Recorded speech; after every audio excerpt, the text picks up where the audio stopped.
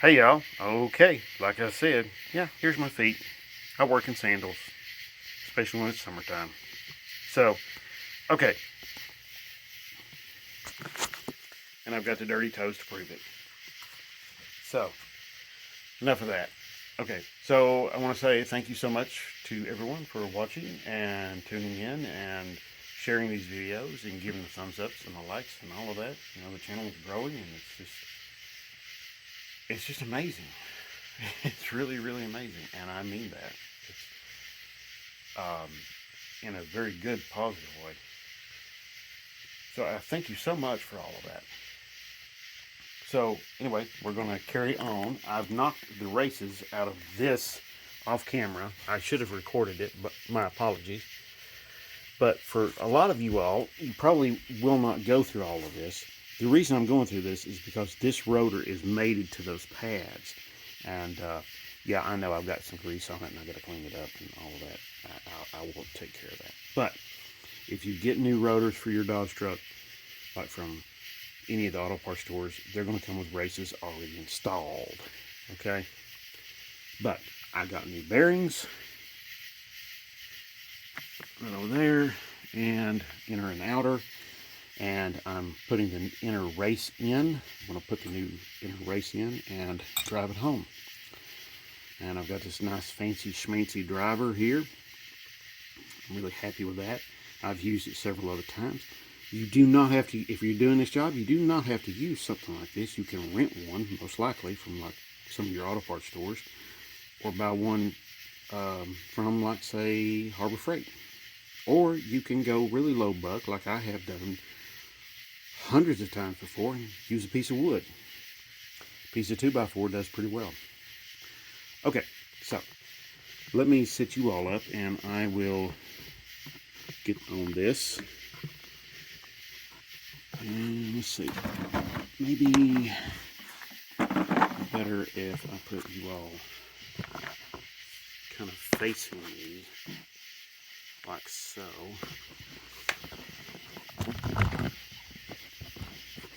Okay. Alright, yeah, that's good. Alright. Use a little eye protection, of course. Try to get this as straight as possible.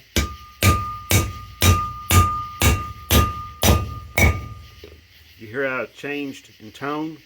So it's like bang, bang, bang, and then the tone changed after, like, 3 or so hits. So there we are. We are, yep, feeling around in there. It is all nice and even. Feels good. I like it. Okay, I'm going to put the, well, I'm not going to completely put I can use this to run in seals, and also I can use these to run in seals and also races, bearing races. So I'm going to do the outside one now, the little one. So get that.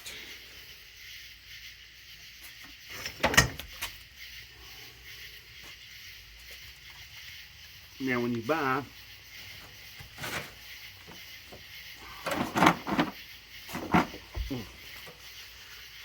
when you buy new bearings and races from, like, just about any auto parts store out there,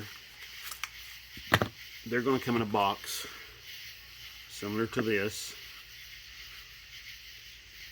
Okay, this is an A16. When they're like that and they have A and then they have some 2-digit number like that, they're a set. So that has the bearing and the race.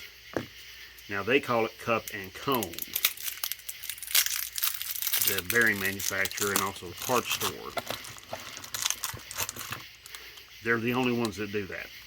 I don't know why they do that, but they're the only ones that do that. So when you unwrap it, this is what you're going to see. Okay, and then the race is this part right here. The bearing just goes down inside of it and rides in there like that. Okay, really, really simple. I'm just going to clean this hole out, just wipe it out real quick, make sure there's no debris in there to hinder anything.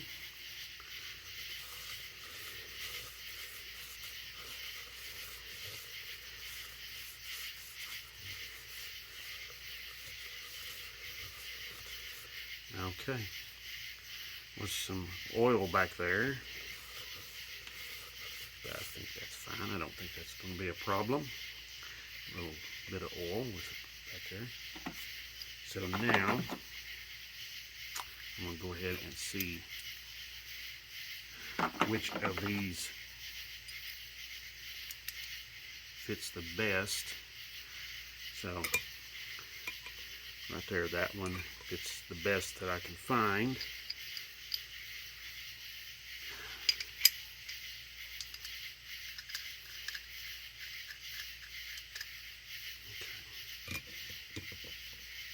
Now, also too, you want to use a good heavy hammer when you're doing this, okay? You don't want to use like a small little hammer. You want to use something that's got a lot of force behind it to really pound that down.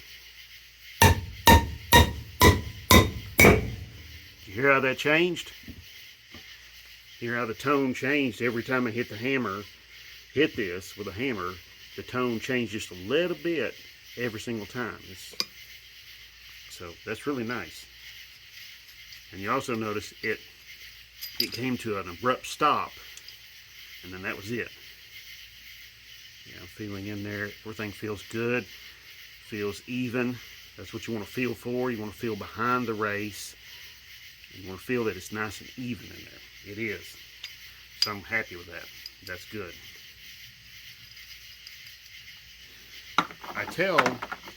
Sometimes I tell my poor wife, I tell her, I say, honey, I'm only going to be out here for about an hour, and then I'm going to come right back in, and then it's like 2 hours or 3 or 4 or whatever.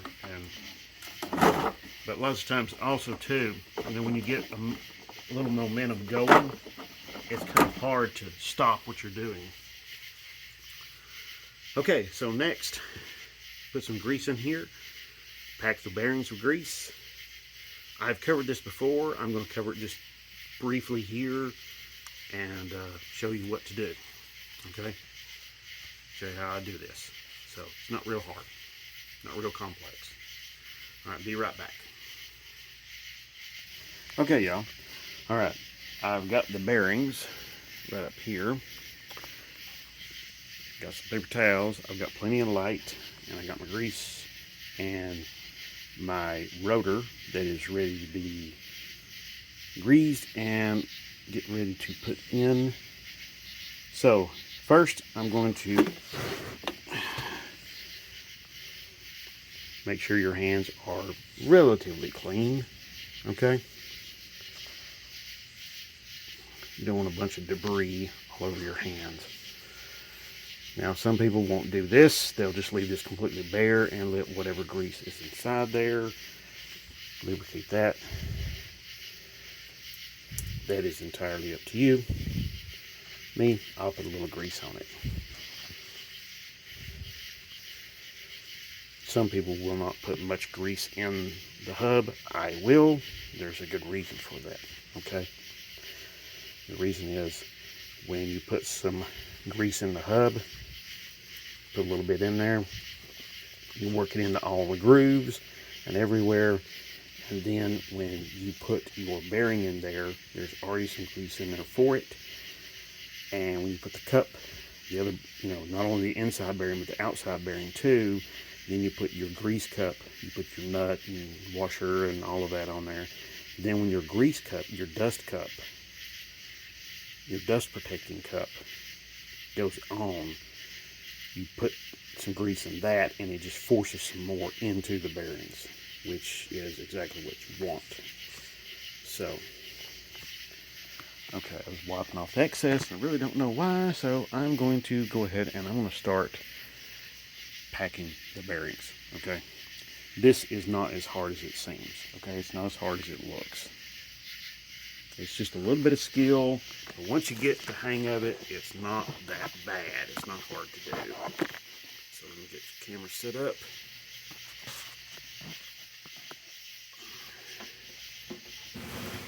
Okay. Okay, that's a pretty good view, I believe. Okay, so pretty simple. You just want to take some grease, drop some there in your hand. You can use rubber gloves if you like, latex gloves, non-latex gloves. It don't matter. Just make sure it's clean. And you just want to keep doing like what I'm doing here. And what you're doing is you're forcing grease up through and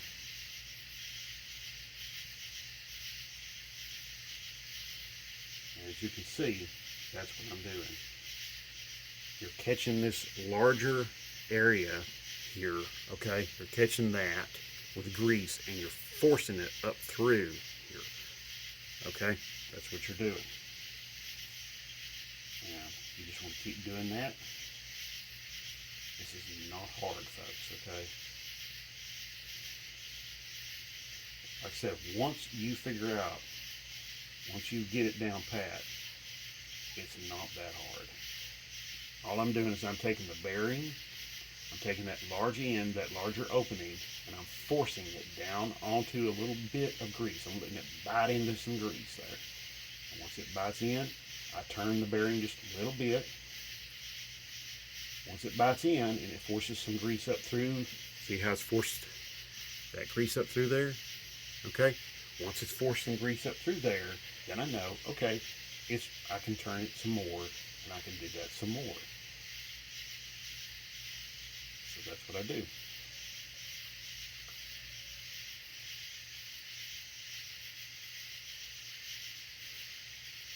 Just keep doing that all the way around until I am full, like this one here. So this bearing is packed and ready to go into the hub. And just while I'm here, I'm just going to make sure real quick. Does it fit? Oh yes, wonderful, wonderful, wonderful. Okay, thank you very much. So now, once you get it greased like this, and you're ready to put it into the hub, but the hub maybe not ready, maybe the hub's not ready, or maybe you did like I did and you packed the outside one, but you still got to pack the inside one. What are you going to do? Well, you take your box, your bearing came in, and you just very carefully set it somewhere where it's going to be okay. Now the grease will allow it to sit there. Now, see how this is all empty, no grease. You can hear it rattle. Okay, so same thing, same procedure. We're just going to take that and we're just going to start letting that larger opening bite into the grease. Okay, you see how I got some little bits of grease coming up already all the way through. That's what you want. And you just turn it a little bit. Okay. Now some people might try to pack the grease in this way through the bearings. I don't think that's really helpful because then the grease is directed two different ways, and the grease is sort of directed two different ways this way too, but you're kind of, you know, mimicking a hydraulic kind of motion. So the grease is getting forced up through the bearing out the smaller holes. Remember, this is a taper bearing, so it tapers to one end.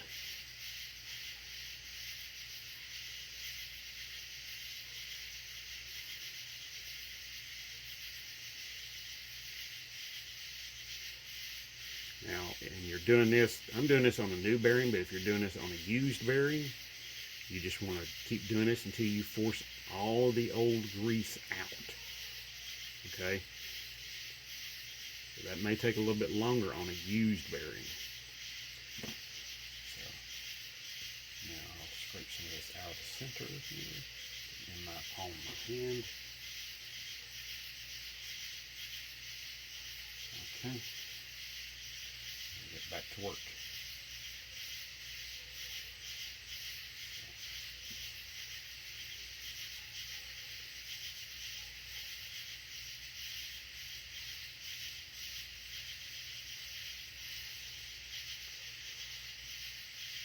lost my place, but that's okay. We'll pick back up here, and I think this one's ready to go. Yeah, I think this one's ready to rock and roll now. It's ready to go into the rotor hub. These rotors are called unicast rotors because the rotor and the hub is all cast in one piece. It's not two separate pieces held together by fasteners or anything like that. So all you do is you just take your taper. See how taper bearings, got a little taper there, okay? Just take your tapered end, put it inside there, like so. Now, I'm going to swipe off excess grease, and I'm going to get a towel and wipe the excess off my hands.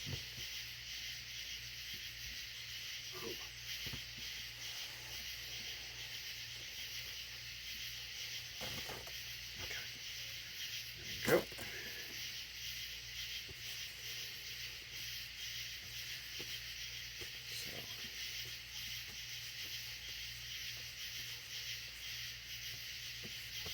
Alright.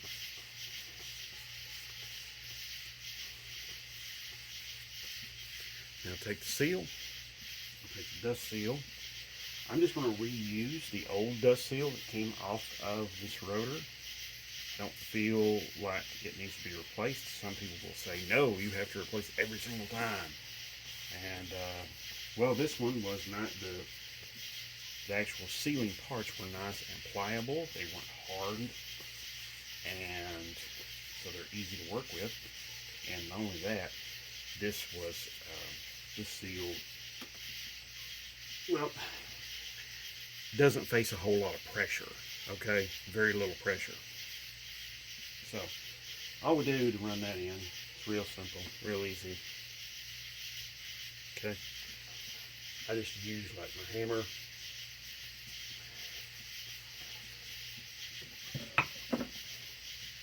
I'll just use my hammer and I'll just hammer it home here.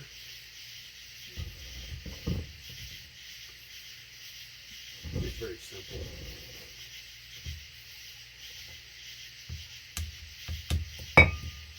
I'm just hitting the edge here.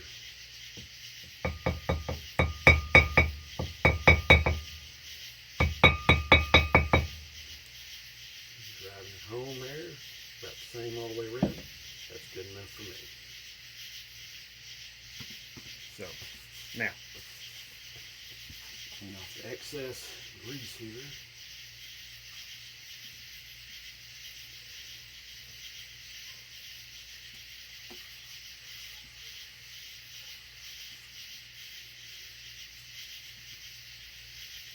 Okay.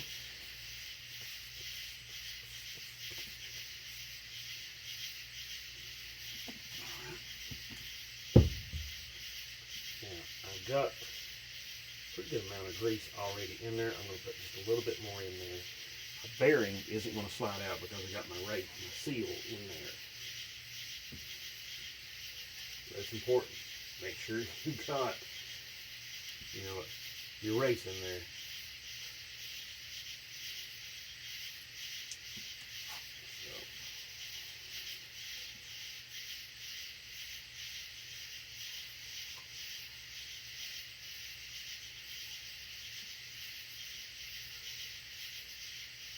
Alright, so next, I'm going to lift this up and just slide it onto the spindle.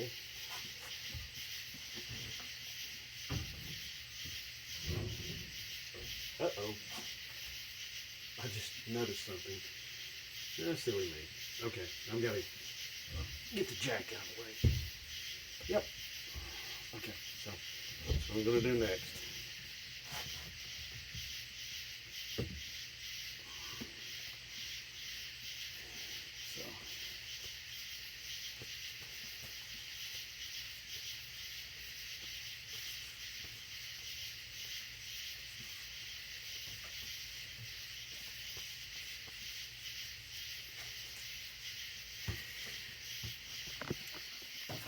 So hey y'all, I want y'all to say happy birthday to this young lady right here. Okay, she just recently graduated from college. Yep. And she made the dean's list. Yeah. So it's pretty awesome. College there in Maine. Can you tell us the name? Yeah, it was Unity College, but now it's Unity Environmental University. Ah, okay. They And changed their names. you Yeah. studied what? What was your major?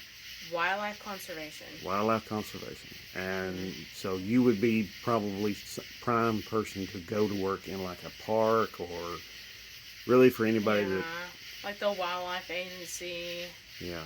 Honestly, anything that has to do, like I can work at a zoo, an aquarium. Or even a company that wants to know their environmental impact. Yeah. Yeah. So, okay. All right. Okay. Thank you so much. You're welcome. Okay. So, all right. Nice little commercial there. So, now, let me get this jack out of the way. I'll be right back. Okay, y'all, I am back. So, we're going to go ahead and put the rotor on the spindle. Let me get that a little bit better into view.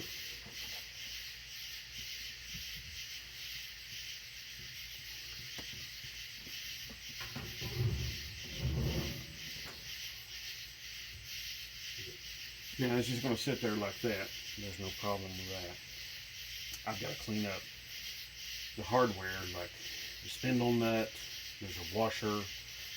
The outer bearing still got to go in there. It's ready to go, but I need to clean up the hardware next. So I'm going to do that next, and I'm going to pause this and clean all of that up and get right back with you. Be right back. Okay, y'all. All right, I've got my dust cap cleaned out, and I've got the spindle nut and the retainer, the washer, everything over here. What's all got destroyed.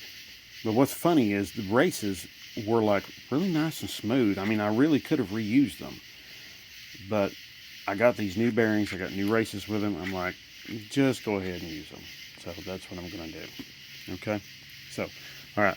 So we're going to put outer bearing on, and I'm going to have to set you all up here. Got to have two hands to do it. Let's check the view. Yep, there's the, okay.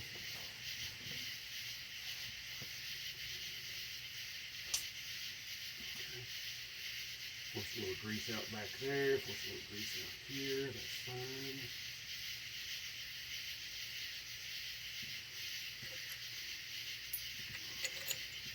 Okay, so got my washer. You notice it's got this little tooth in it. There is a groove in the top of the spindle that corresponds with that. So you just put that on there. Grease just holds it on there because it's nice and sticky. Okay, now, couple of quick words about the nut and this little cap.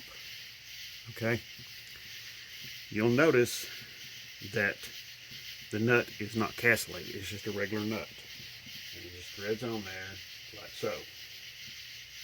No big deal.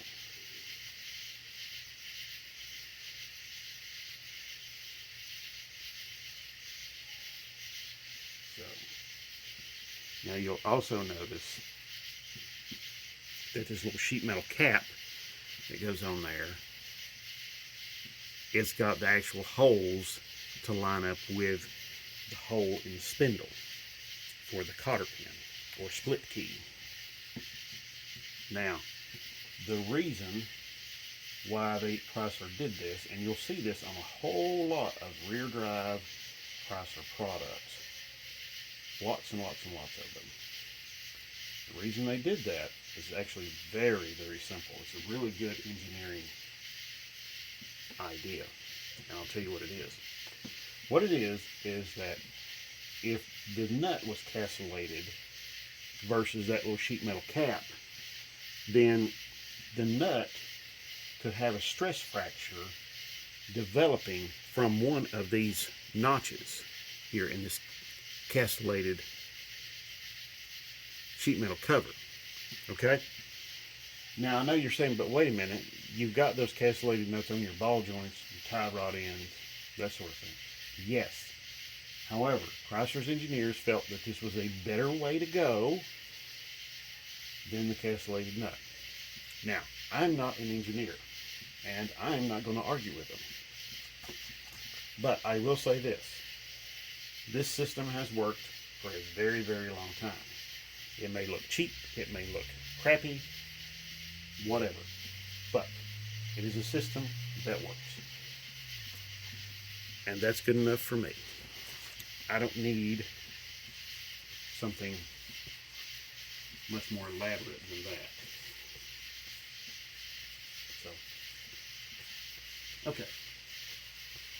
Now I'm going to get a socket, or maybe something else, maybe just a pair of channel locks. That's probably what I'll do. And I'll just tighten this down, the nut, and I'll spin the rotor backwards and forwards to seat the bearings and tighten it down, and then I'll back it off maybe a quarter of a turn or something, quarter of a turn. That's usually what most folks will do. That's what I'm going to do.